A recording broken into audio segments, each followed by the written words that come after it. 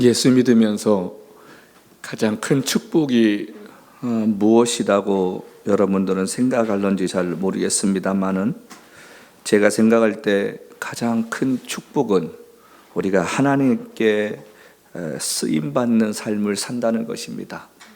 큰 일이든 작은 일이든 하나님 영광을 위해 사용되어질 수 있다면 그 인생이 얼마나 복 있고 축복된 삶입니까? 모두가 교회 나오고 모두가 다 예수 믿는다고 다 쓰임받는 것 아니잖아요. 지난주에 말씀드린 대로 믿음은 모든 사람에게 주셨습니다. 그러나 모든 사람들의 것이 아니라는 거예요. 그것은 자기의 노력도 필요합니다. 자기의 결단도 필요합니다. 그리고 하나님의 은혜가 필요합니다. 모든 목사라고 다 쓰임받는 것 아니고 모든 직분자라고 다 쓰임받는 것 아니지 않습니까? 자, 그런데 중요한 것은 제가 많은 선교사님들과 사역자들을 만날 때가 있습니다. 다른 사람에 비해서 그런 분들을 만날 시간들이 저에게는 많이 있는데 그분들을 만나면서 제가 가장 슬플 때가 언제인지 아십니까? 사역자라고 이야기하고 선교사라고 말씀하시고 목회자라고 말씀하시는 그런 많은 분들을 제가 만나면서 느끼는 그 슬플 때가 언제냐면 사명 잘 감당하다가 나이 들면서 본인은 아니라고 이야기하지만 현실과 노년의 삶을 위해 사명 잃어버리고 안정적인 삶을 살고 싶어하고 현실과 타협해서 사명자의 본질을 잃어버리고 사는 모습을 볼 때입니다. 우리가 지난주에 말씀 나눈 것처럼 소명인인가 직업인인가 라는 이 두 물음 속에 소명자와 직업인의 차이는 뭐냐면 소명자는 자신에게 주어진 그 소명이 마치는 그날까지 하나님께서 자신을 부르시는 그날까지 변함없이 자신이 가야 할 그 길을 가는 사람, 그게 소명자라는 거예요. 제가 가끔 그 페이스북을 보면서 부럽기도 하고 가슴 벅찰 때가 언제인지 아십니까? 누군가 만든 영상인데 참 가슴에 공감이 되고 와닿는 그 영상이 뭐냐면 주님의 높고 위대하심이라는 이 찬송이 울려 퍼지면서요 천국이 쫙 펼쳐지고 한 사람이 그 예수님이 위에 계시는 그 천국을 향해 걸어가는데 그 계단 위에서 예수님이 그 사람을 허그해 주시는 장면인 거예요. 또 어떤 장면은 우리가 요한계시록에 나오는 것처럼 그 시냇물가에 생명수가 흐르는 시냇물가에 쫙 그 식탁을 펼쳐놓고 많은 사람들이 잔을 놓고 과일을 놓고 주님을 찬송하면서 식사를 나누는 그 모습입니다. 제가 그것을 볼 때마다 언젠가 나도 저 자리에 참여하고 싶은데 언젠가 그리 멀지 않은 시간에 내게도 찾아올 그날이 올 텐데 나도 저렇게 찾아갔을 때 우리 주님께서 안아주실까? 사역자답게 소명자답게 소명인답게 끝까지 하나님 붙들고 고생하는 길이라 할지라도 가야 되는데 많은 분들이 여기까지면 됐다고 이만큼이면 됐다고 본인이 생각하면서 사는 모습을 볼 때 훗날 주님 앞에 서면 뭐라 할까? 여러분, 소명인으로 부름받은 사람의 삶은 죽을 때까지 소명인입니다. 사명이라는 게 무엇입니까? 우리가 주께서 맡겨준 그 일들을 각자의 삶 가운데 어떤 사람은 직업인으로서, 어떤 사람은 사역자로서, 어떤 사람은 목회자로서, 어떤 사람은 학생으로서 끝까지 감당해야 할 자신의 몫이 있다는 거예요. 근데 많은 사람들이 중간에 그것을 포기합니다. 제가 예전에 한번 말씀드렸던 것 같은데 2006년 정도 됐습니다. 저희 자매 하나가 기적같이 사역하던 자매가 영주권을 받은 사건이 하나 있었습니다. 제가 노스캐롤라이나에서 그 간증을 하면서 예배를 마쳤더니 어느 한 중년의 부부가 저희가 있는 호텔에서 저를 기다리고 있었습니다. 그때 그분들이 하시는 말씀이 목사님 제가 드릴 말씀이 있는데 제가 제 방으로 인도했습니다.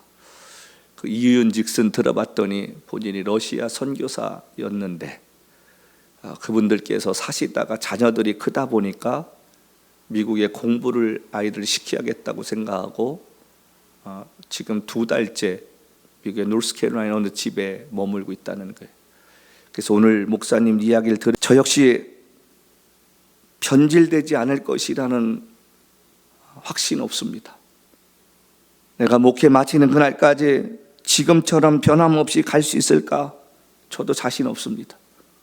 그래서 시간 날 때마다 주님 앞에 다른 사람은 어떻게 살지라도 오늘 여기까지 나를 이곳에 인도하신 주님, 내가 소명 끝까지 감당할 수 있게 해달라 기도합니다.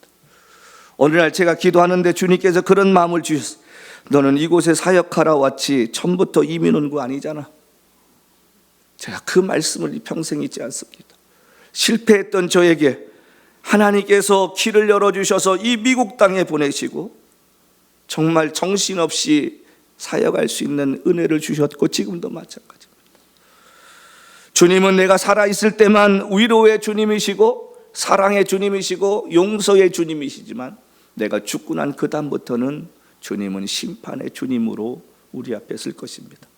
많은 사람들은 예수님, 하나님 그러면 사랑의 주님, 사랑의 하나님이라고만 기억합니다. 그러나 성경을 보십시오. 성경을 보면 주님은 심판의 주님이시고 질투의 주님이시고 보복의 주님이시로 우리에게 말씀해 주고 있다는 것입니다. 많은 분들이 예배 나올 때마다 하나님 앞에 위로받고 싶어 합니다. 또 소망 갖고 싶어 합니다. 여러분, 우리가 하나님과 바른 관계만 맺고 있으면 나머지 것들은 자동적으로 따라옵니다. 나는 포도나무여 너희를 가지라. 너희가 내 안에 있으면 무엇이든지 원하는 대로 구하라고 말합니다. 그런데 문제는 우리가 주님과 바른 관계를 맺고 있지 않다는 것입니다. 붙어 있으려고 안 한다는 것입니다. 내가 하고 싶은 대로 해보고 싶고 내가 가고 싶은 대로 가고 싶은 것이 솔직한 우리의 심정들 아닙니까? 여러분, 예배를 통해서 우리가 위로받는 거 중요합니다. 소망 갖는 거 중요합니다. 그런데 여러분, 말씀을 들을 때 좀 불편함이 있습니까? 마음에 찔림이 있습니까? 답답하십니까?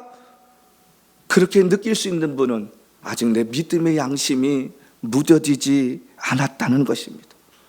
불편함이 있으면, 찔림이 있으면 회개하시면 됩니다. 하나님께서 말씀을 통해서 나를 깨닫게 하시는구나. 그 말씀을 통해서 나를 회복시켜 주시는구나. 이런 생각해야 되는데, 아이고, 목사님 나를 치시네. 그 말씀 가지고 우리 목사들이 하는 말이 거룩한 테러 하시네. 그렇게 생각하면 더 이상 할 얘기 없습니다. 우리가 하나님 말씀 보십시오. 여러분들이 양심을 두고 하나님 말씀 앞에 한번 가만히 자신 내려보고 90% 이상이 불편한 얘기도 아닙니까? 제가 엊그저께인가 동영상 이렇게 넘어가다가 뭐 하나 딱 이렇게 새롭게 느껴지는 게 다시 이렇게 돌려봤는데, 우연한 만남의 축복이라는 그런 제목이었길래 이렇게 봤더니 룻기서예요. 룻이 보아스라는 사람을 만납니다. 그런데 우리가 아는 대로 룻은 이방인이었습니다. 보아스라는 사람은 이스라엘 사람입니다. 그 당시에 유대인과 이방인이 결혼한다는 건 말이 안 되는 거예요. 그건 있을 수가 없는 일이었습니다. 그리고 보아스라는 사람을 이 여인이 바라볼 수조차도 없는 사람이었습니다. 자신과의 신분이 하늘과 땅 차이인 사람이었습니다. 그런데 왜 우연한 만남의 축복이었을까? 이렇게 1분짜리 쇼컷을 보는데요, 제가 그 얘기를 가만히 보면서 이게 하나님이 하시는 일이다 생각했던 게 뭐냐면, 여러분, 룻이라는 이 여인은 우리가 아는 대로 그 동서는 나오미의 말대로 고향으로 돌아가 버렸습니다. 근데 룻이란 사람은 뭐라고 합니까? 어머니가 섬기는 하나님이 나의 하나님이시고 어머님이 가는 곳마다 나는 갈 것이니까 어머님 나보고 떠나라 가지 마십시오. 나로부터 멀어지라고 하지 마십시오. 그러면 내가 죽습니다. 나는 어머니와 끝까지 가겠습니다. 그리고 예루살렘으로 찾아와 봤더니 아무것도 없잖아요. 그래서 시부모를 먹여 살리기 위해서가 뭐합니까? 가서 이삭을 줍습니다. 그녀가 하는 것은 다른 거 아니었습니다. 그 작은 시부모를 먹여 살릴 양식을 구하는 그 벼 이삭을 줍는 일이 이 롯이 하는 일이었습니다. 자, 그런데요, 어느 날 보아스라는 사람이 이 여인을 보게 됩니다. 자, 그런데 보았을 때 하나님께서 보아스에게 두 가지 마음을 주셨습니다. 하나는 긍휼한 마음을 주셨고 하나는 그 여인을 사랑하는 마음을 주셨습니다. 자, 그래서 보아스가 사람들한테 말합니다. 너희가 추수할 때 일부러 조금씩 남겨놔라. 저 여인이 가져갈 수 있게. 자, 그런데 어느 날 보아스가 그 여인 앞에 나타납니다. 다른 데 가지 말고 이곳에서 이삭을 주었으면 좋겠다. 그런데 그때 뭐라고 합니까? 보아스에게 내게 왜 이런 은혜를 베푸시냐고 물었더니 보아스가 한마디 합니다. 내가 네 시어머니에게 하고 있는 이야기를 듣고 있었다는 거예요. 룻이란 여인은 자기에게 주어진 작은 그 일을 하고 있었는데 그 작은 그 일이 보아스라는 사람의 귀에 들어갔다는 거예요. 우연한 만남이 뭐가 됐습니까? 역사의 한 페이지를 장식한 위대한 신앙인이 되었다는 거예요. 나의 작은 충성이 내가 하나님 바라보고 사람들은 알아주지 않을지라도 내가 걸어가야 할 그 믿음의 길을 걷고 있으면 그게 소문이 난다는 거예요. 다른 사람이 소문을 내준다는 거예요. 저와 여러분의 삶이 힘들고 어려울 때 있습니다. 믿음대로 사는 것 힘들 때 있습니다. 그런데 그것을 통해 하나님은 소문을 내어주신다는 것입니다. 그 우연한 만남이 그 여인으로 하여금 축복된 삶이 되겠다는 거예요. 사사시대의 가장 큰 문제가 무엇일까? 여러분이 사사기를 읽어보면 1장부터 21장까지 무엇이 문제일까? 한 가지입니다. 그것은 뭐냐면 불순종입니다. 분명히 모세 때도 얘기했고 여호수아 때도 뭐라고 얘기했습니까? 너희가 그 땅에 들어가거든 그 땅 사람들과 결혼하지 말고 그 땅 사람들이 섬기는 그 우상을 섬기지 말라. 그것이 하나님의 명령이었습니다. 자, 그런데 이들의 삶이요 평안해지기 시작했습니다. 먹고 살만하기 시작했습니다. 우리의 믿음이 언제 변질됩니까? 내 삶이 편해질 때, 없던 거에서 뭔가 생기게 될 때 갑자기 내 힘이 커지는 게 느껴집니다. 어렸을 때는 지금 푸르미만 나이 때 우리가 조금만 뭘 줄게 그러면 애가 따라옵니다. 그거 합니다. 그거 하나 선물 가져가려고 애를 씁니다. 그런데 저 아이가 커가지고 어느 순간에 돈을 버는 나이가 되고 능력이 생겨서 우리가 그 얘기하면 그때는 웃어요. 왜? 그거 안 해도 이제 지가 살 수 있는 능력이 돼요. 지금은 우리가 조금만 몰아가면 소방차 사줄게, 경찰차 사줄게. 그럼 애가 그거 따라가지고 하고 해요. 근데 그 아이가 지 아버지 나이쯤 되면 우리가 소방차 사줄게, 경찰차 사줄게 웃습니다. 그거 안 해도 이제 자기가 능력이 되는 거예요. 이스라엘 백성들이 가나안 땅에 들어가서 먹고 살만해지고 농사 짓게 되고 풍요로워지니까 그때부터 하나님을 잃어버리기 시작합니다. 그래서 성경은 그들을 향해서 뭐라고 했습니까? 각기 자기 소견에 옳은 대로 행하였더라. 지도자의 말도 필요 없는 거예요. 믿음의 사람들의 말도 필요 없어요. 자기 생각이 오르면 자기 생각이 옳은 대로 하는 거예요. 왜? 자기가 능력이 생겼다는 것입니다.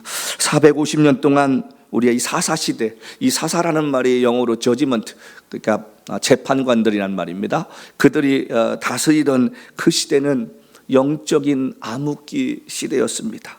사람들은 기도하지 않았어요. 하나님 말씀 따라 이방 사람들과 단절하는 삶도 살지 않았습니다. 오히려 그들과 동화되어서 우상을 섬기게 되었습니다. 우리가요 가끔 그런 얘기 하잖아요. 저는 거기 가서 절대 그러지 않습니다. 저는 제 믿음 지킬 수 있습니다. 저는 뭐 할 수 있습니다. 여러분, 사람은요 한 사람이 아니다고 하는데 두세 사람이 아니다고 하면 자기도 모르게 아닌 것처럼 느껴집니다. 왜 하나님이 이방 것들은 쳐다보지도 말라고 했냐면 처음에는 자기가 이길 것 같지요? 이길 수 있을 것 같지요? 근데 나중에 오면 자기가 끌려가요. 그 제가 말씀드리잖아요. 사람이 누구랑 어울리느냐에 따라서 그 사람의 믿음이 성장해 갈 수도 있고 있던 믿음도 없어져 갈 수 있습니다. 하나님 앞에 믿음으로 살려고 하는 사람들끼리 모이면 그래, 우리가 세상 속에 살더라도 믿음 지켜야지, 하나님 기쁘게 해야지, 그래, 물질이 없으면 어때, 고난이 오면 어때, 이렇게 살던 사람이 어느 날 갑자기 주변 사람들 가운데 믿음 없고 안 믿는 사람들하고 어울리다 보면 자기야 노년에 그렇게 살면 안 돼, 뭘 준비해야지, 지금은 이렇게 할지라도 시간 지나면 아닐 것 같아. 그러면 자기도 고민되기 시작하는 거예요. 그러다 보니까 어떻게 되는 거예요? 자기도 모르게 생각이 바뀌고 행동이 바뀌고 말이 바뀝니다. 믿음으로 살던 사람들은, 평상시에 기도하던 사람들은 말이 다르고 그 말에 무게가 실리는데, 자기도 모르게 제가 몇 주 전에 말씀드린 원숭이처럼 꽃신을 신고 신다 보면 굳은 살이 풀리는 것처럼 자기의 영적인 야성을 잃어버립니다. 그리고 행동이 달라지고 말이 달라지고 그 다음에 얼굴이 달라집니다. 그런데 본인은 아니라고 생각하는 거예요. 여러분, 믿음이 있는 사람들과 어울리는 사람들과 믿음이 없는 사람들과 어울리는 사람은 가만히 보십시오. 자기도 모르게 점점 변해갑니다. 그래서 우리가 신앙 붙들고 살으라는 얘기가 무슨 얘기냐면, 우리가 예수의 은혜를 잊고 살면요, 한순간에 자기도 모르게 변질되는 거예요. 변하는 거예요. 기도도 예전처럼 애절하지 않습니다. 집중하지 않습니다. 그저 대충 형식적으로 하게 된다는 사실입니다. 지금 이스라엘 백성들이 지도자의 말도 듣지 않았고 각자 자신들의 생각과 뜻이 옳다고 살던 시대였습니다. 하나님이 필요 없었어요. 왜? 풍요로우니까. 사람이 건강할 때 하나님 애절하게 찾습니까? 일이 잘 될 때 하나님이 찾습니까? 절대 그렇지 않습니다. 그래서 하나님이 사랑하는 사람은 때때로 고난이 필요한 거예요. 때때로는 그 어려움 속에서 기도하게 하시는 하나님의 은혜를 발견해야 할 줄로 믿습니다. 오늘 본문은 우리가 하는 대로 엘리 가문의 제사장 가문이 사라져가는 경고를 주님이 하시는 겁니다. 자, 사사시대를 거쳐왔더니 엘리 제사장의 가문이 왜 그랬을까? 왜 하나님이 대놓고 이렇게 집안을 멸문지화, 다시 말하면 씨를 말리겠다고 저주하시는 장면이 나오게 됐을까? 우리가 이 말씀만 한번 보아야 할 필요가 있지 않을까 생각합니다. 자, 그 말씀의 시작이 어디냐면 28절부터 29절 말씀에 시작합니다. 이스라엘 모든 지파 중에 내가 그를 택하여 내 제사장으로 삼아 그가 내 제단에 올라 분향하며 내 앞에서 에봇을 입게 하지 아니하였느냐? 이스라엘 자손이 드리는 모든 화대를 내가 내 조상의 집에 주지 아니하였느냐? 자, 여러분, 이 엘리 가문에 말씀하시는 것 중에 우리가 중요하게 봐야 할 게 뭐냐면, 지금 이 사람은 제사장입니다. 제사장은 어떤 위치였습니까? 하나님의 뜻을 분별해서 백성들에게 알리는 사람이었는데 엘리가 그 능력을 잃어버리는 거예요. 이제 기도하지 않았다는 거예요. 우리가 이 3장 말씀 뒤에 가보면 그 얘기가 무엇으로 비춰지냐면, 그 엘리가 자식들이 전쟁터에 죽었다는 이야기를 듣고 그가 죽게 되는데, 뒤로 자빠져 죽게 되는데, 성경은 뭐라고 이야기하냐면 이렇게 그에 대해서 이야기를 합니다. 뭐라고 이야기하냐면 엘리가 죽을 때에 뭐라고 이야기했냐면 이렇게 이야기를 합니다. 여기 말씀 보니까 4장 18절에 하나님의 괴를 말할 때에 엘리가 자기 의자에서 뒤로 넘어져 문 곁에서 목이 부러져 죽었으니 나이가 많고 비대한 까닭이라. 비대하다면 뚱뚱했다는 거예요. 자기 관리 못했다는 거예요. 그러니까 무슨 기도를 했겠습니까? 자, 그런데 오늘 여기 말씀 보니까 27절에 하나님의 사람이 엘리에게 왔다 그랬습니다.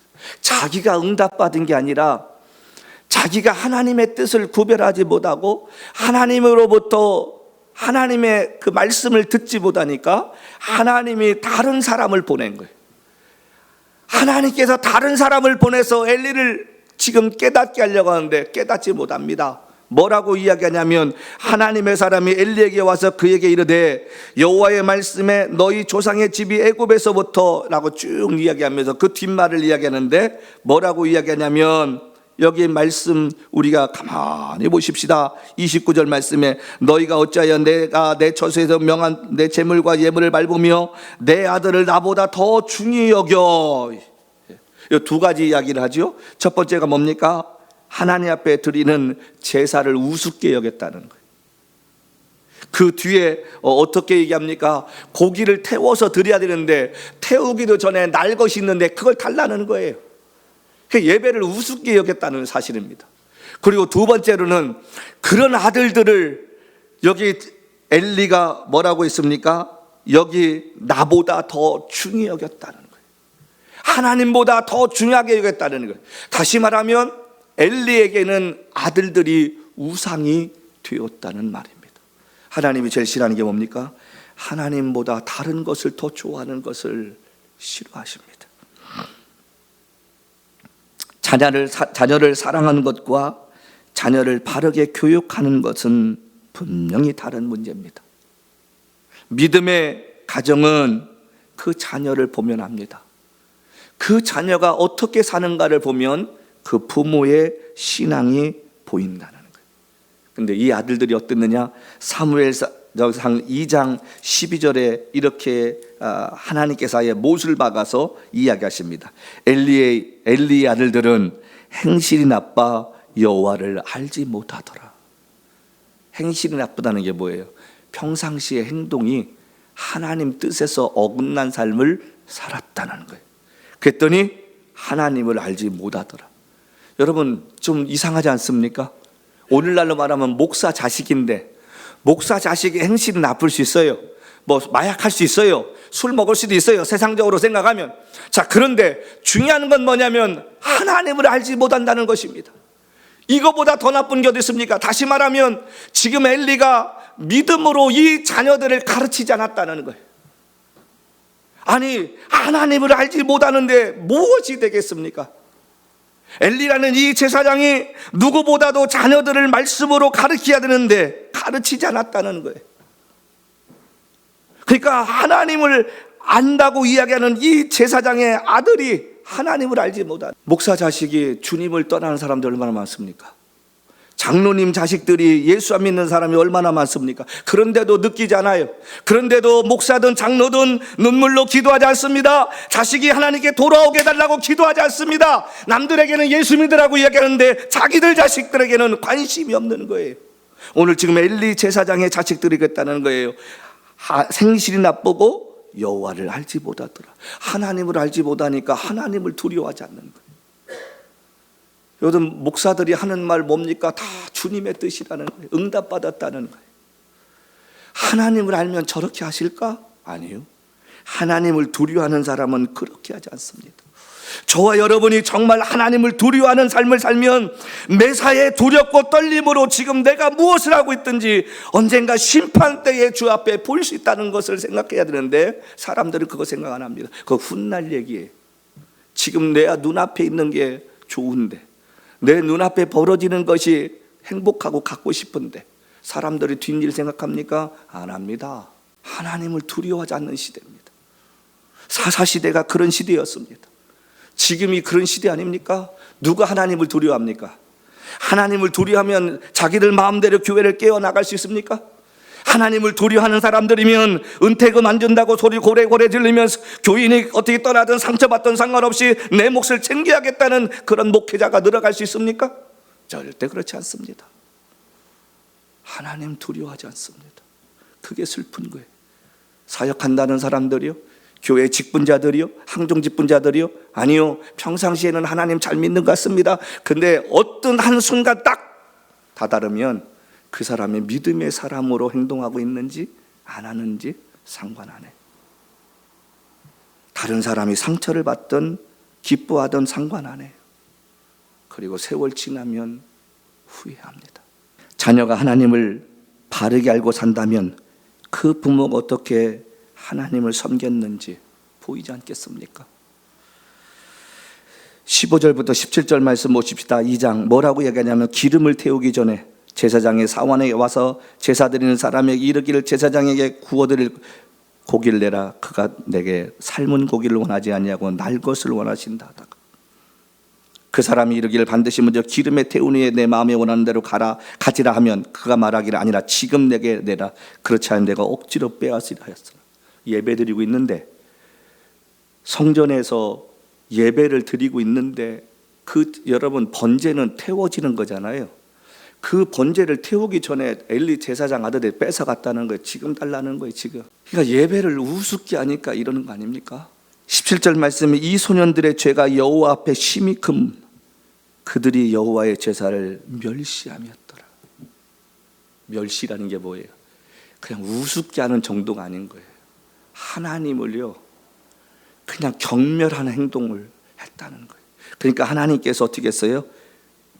이 소년들을 죽이기로 작정을 하시는 거예요. 여러분 예배 잘 드리시길 바랍니다. 예배가 우스워지는 시대입니다. 예배가 언제부턴가 너무 공연화되다 보니까 거룩함이 없어지는 거예요. 저는 제가 목회하면서 선배들이 참 가졌던 전통 중에 하나가 뭐냐면, 나쁠 수 있다고 하지만 전 요즘 시대를 보면서 오히려 그게 더 낫다고 생각하는 게 뭐냐면, 저희가 어렸을 때는 강대상 함부로 올라오지 못했습니다. 거룩한 곳이라고 뒤에다가 벨벳을 쫙 해놓고 십자가가 걸려 있었고요. 예배당 안에 들어오면 거룩함이 느껴지는 모습이었는데, 요즘 예배당 그렇습니까? 들어가 보면 공연장인지 교회인지 간판 없으면 모릅니다. 여러분, 우리가 예배 드리는 것도 중요합니다만은 그 환경도 중요하지 않겠습니까? 예배 드리는 그 거룩한 모습도 중요합니다만은 그 예배를 드리기 전에 우리의 마음의 자세도 중요하지 않느냐, 그런 말입니다. 한 주간의 삶을 살면서 세상 속에서 내가 빛과 소금의 역할을 감당해야 되는데, 내가 짓밟혀도 사람들 모릅니다. 내가 빛을 비치도 못하도 자기가 무엇하고 있는지도 모르고, 그리고 주일날 와서 예배 드리는 거예요. 기억하십시다. 주일날의 예배는 한 주간의 험한 세상에서 내가 믿음대로 살려고, 말씀대로 살려고, 손해보면서 살려고 그러는 가운데 하나님이 나를 붙잡아 주시고 도와주셔서 좌절하지 아니하고 낙심하지 아니하고 실패 가운데서도 다시 한번 주 앞에 나와 예배하려고 하는 그 간절한 마음을 주심에 감사해서 드리는 예배가 되어야 할 줄로 믿습니다. 근데 평안하기를 원하는 거예요. 예배 드리면서 내 마음에 드는 설교를 듣길 원하는 거예요. 내가 원하는 찬양을 듣길 원하는 거예요. 여러분, 그렇지 않습니다. 예배를 통해서 우리 날마다 찔림이 있어야 됩니다. 날마다 회개가 있어야 할 줄로 믿습니다. 날마다 자복해야 되고, 하나님, 나 같은 사람이 용서함 받아 옳다함 얻으면 확신이 믿기는 어린 양 그 피로 내가 속죄함 받았는데 어떻게 살아야겠느냐고, 또 다른 한 주간 세상 속에 살면서 하나님 말씀 붙잡고 살 수 있는 은혜가 있게 해달라고 말이지요. 많은 사람들이 예배를 귀하게 여기지 않습니다. 자녀들에게 예배를 가르치지 않습니다. 학교 다닐 때 학원은 보내면서 예배 빠지지 말라고 하지 않습니다. 그런데 그렇게 자란 아이들 가운데 복 받은 사람이 몇이나 됩니까? 공부 인생이 전부입니까? 아니요. 하나님이 복 주시면요, 공부 못해도 돈 벌어요. 세상 속에서 승리합니다. 전 저희 사돈이지만 저희 장로님을 존경합니다. 남들이 말하면 뭐라고 하는지 모르지만 그분은 농고 나왔습니다. 그러나 지금은 박사학위 받으셨습니다. 그리고 그 업계에서 존중받는 자가 되었습니다. 저보다 연배가 어리시지만 장로로서 정말 하나님 섬기는 거 제가 고개가 숙여질 정도로 우리 장로님 잘하고 계십니다. 그분을 보면 제가 하나님이 복 주시는 게 보입니다. 그리고 하나님이 그분을 높이시는 걸 보입니다. 제가 아침에 가만히 일어났습니다. 눈 떠보니까 새벽 3시 5분이더라고요. 제가 요즘 고민하는 게 몇 가지가 있어서 잠이 잘 오지 않아서 기도하면서 가만히 생각하는데, 무슨 생각 들었냐면, 바깥에 눈은 오는 걸 보면서 우리 사돈어른이 지난 36년 동안 그 양돈을 하시면서 이 추운 날에도 가서 돼지를 길렀을 텐데, 가서 돼지 여물을 줬을 텐데, 가서 돼지 오물을 치웠을 텐데, 그러면서도 새벽 기도 빠지지 않냐고 나가서 기도하면서 하나님께 은혜를 구했더니 지금은 남부럽지 않는 하나님이 복을 주셨습니다. 여러분, 기억하십시오. 하나님이 복을 주시면요, 내가 받지 않으려고 해도 내 곳간이 차고 넘치는 줄로 믿습니다. 하나님이 복을 주시지 아니하시면 있는 것도 다 하나님이 걷어가 버리십니다. 하나님을 존중하며 사는 그 삶을 살 때 하나님께서 은혜 주시지 않겠습니까? 우리가 읽은 이 사무엘상 2장 우리 30절 말씀을 보십시다. 여기 뭐라고 합니까? 그러므로 이스라엘 하나님 나 여호와가 말하노라, 내가 전에 내 집과 내 조상의 집이 내 앞에 영원히 행하리라 하였으나 내가 이제 나 여호와가 말하노니 결단코 그렇게 하지 아니하리니, 나를 존중히 여기는 자를 내가 존중히 여기고 나를 멸시하는 자를 내가 경멸하리라. 하나님이 존중히 여기는 사람은, 하나님을 존중히 여기는 사람은 하나님이 그를 존중히 여긴다는 거예요. 하나님을 존중히 여기지 않는 사람은 하나님께서 그를 경멸하시겠다는 거예요. 여러분, 하나님 존중히 여기십니까? 하나님을 정말 귀하게 여기십니까? 그러면 여러분들의 삶이 달라져야 되고, 여러분의 기도가 달라져야 되고, 여러분의 예배가 달라져야 되고, 여러분의 믿음의 자세가 달라져야 되지 않겠습니까? 다니엘을 보십시다. 그 친구들과 함께 그가 뭐라고 고백합니까? 그리 아니하실지라도 하는 그 신앙을 가지고 살았더니 하나님께서 그를 높이시고 왕이 3번 바뀌어도 그를 국무총리의 자리로 앉히시는 놀라운 역사를 보여주지 않습니까? 하루에 3번씩 예루살렘을 향해 기도하던 그 모습을 멈추지 않았을 때에 그가 죽을 수 있는 거 압니다. 그가 생명을 잃을 것도 압니다. 그러나 그가 약속한 것을 지켰더니 하나님께서 죽으면 죽으리라는 신앙을 가진 에스더처럼 그의 생명을 구원하실 뿐만 아니라 자기를 모함했던 사람들이 죽어가는 모습을 자기의 눈으로 보지 않습니까? 하나님을 존중히 여기는 사람들에게, 그 사람뿐만 아니라 그 가정까지도 하나님이 책임져 주십니다. 어떤 사람 말합니까? 소명인의 삶을 사는 사람들에게. 오늘 저와 여러분의 삶 가운데 하나님의 존중함을 받는 사람들이 되었으면 좋겠습니다. 하나님이 여러분들을 잊지 아니하고 여러분들을 높이시고 여러분들의 수고와 헌신과 애씀을 기억해 주셔서 복을 받고 사는 믿음의 사람들이 되었으면 좋겠습니다. 오늘 사무엘상 2장 31절부터 34절에는 우리에게 슬픈 모습을 보여주는데, 이스라엘에게 모든 복을 내리는 중에 너는 내 처소의 환난을 볼 것이요 내 집에 영원토록 노인이 없을 것이며 내 제단에서 내가 끊어져 버리지 아니할 내 사람이 내 눈을 쇠잔하게 하고 내 마음을 슬프게 할 것이요 내 집에 출산하는 모든 자가 젊어서 죽으리라. 내 아들 홈니와 비누아스가 한 날에 죽으리니 그 둘이 당한 그 일이 되게 표징이 되리라. 한 시대에 제사장으로 쓰임 받았던 엘리 가문이 멸망당하는 슬픈 사실을 하나님이 말씀하고 있습니다. 기도의 줄을 놓치지 말고 살아야 내 영이 살고 회개할 수 있는데, 돌이킬 수 있는데, 이 엘리 제사장은 그 기도의 줄조차도 잃어버렸습니다. 기도가 살아있을 때 바른 길이 보이고요, 기도가 살아있을 때 하나님의 뜻이 보입니다. 잘못된 선택했던 사람들이 기도하지 않았습니까? 그들도 다 기도했다고 말합니다. 단지 자기의 욕망을 이루기 위한 미신적인 기도였다는 사실입니다. 여러분, 기도는요, 우리가 원하고 바라는 것을 하나님께 다 이야기하는 것입니다. 어떤 것이든지 좋습니다. 여러분과 저의 마음을 아프게 하는 사람을 저주하는 것도 괜찮습니다. 너 예수께 나가 조용히 내 마음을 쏟아놓으라. 늘 은밀히 보시는 주님 우리를 살펴주신다고 말씀합니다. 여러분과 제가 아뢰고 싶은 것 무엇이든지 하나님 앞에 아뢰는 시간이 기도의 시간입니다. 그리고 중요한 것은 내가 아뢰는 것에 대해서 우리 하나님은 어떻게 생각하실까? 그리고 하나님이 원하시는 것은 무엇일까? 그때에 우리가 할 수 있는 기도가 무엇입니까? 주여 말씀하옵소서. 종이 듣겠나이다. 힘들고 어려워도 주님 말씀하시면 내가 그 말씀 듣겠나이다. 멸망으로 가는 사람들은요, 하나님 말씀 들리지 않습니다. 귀가 열리지 않고 눈이 보이지가 않습니다. 인생 살아가면서 사람들은 훗날 내가 역사에 어떻게 기록될까? 나를 기억하는 사람에게 내가 어떻게 기억될까 생각하며 사는 사람 많지 않습니다. 이것을 의식하고 사는 사람들과 의식하지 않고 사는 사람들, 삶의 질과 신앙의 질은 분명히 다를 것입니다. 나를 아는 사람들 앞에 한 시대 저 사람은 믿음의 사람이야, 저 사람은 소명인이야, 저 사람은 정말 목사답게 살다 간 사람이야, 저 사람은 정말 하나님을 두려워하며 하나님을 사랑했던 장로님이고 권사님이야 라는 기억에 남는 사람들이 우리가 돼야 되지 않겠습니까? 때때로 저도요, 제 미래가 걱정될 때 있습니다. 그래서 선배 목사님들이 저에게 종종 묻습니다. 오 목사님은 은퇴 준비 어떻게 하고 있는가? 401k는 들고 계시는가? 그런 이야기 할 때마다 제게 걱정되고 미래가 염려될 일이 왜 없겠습니까?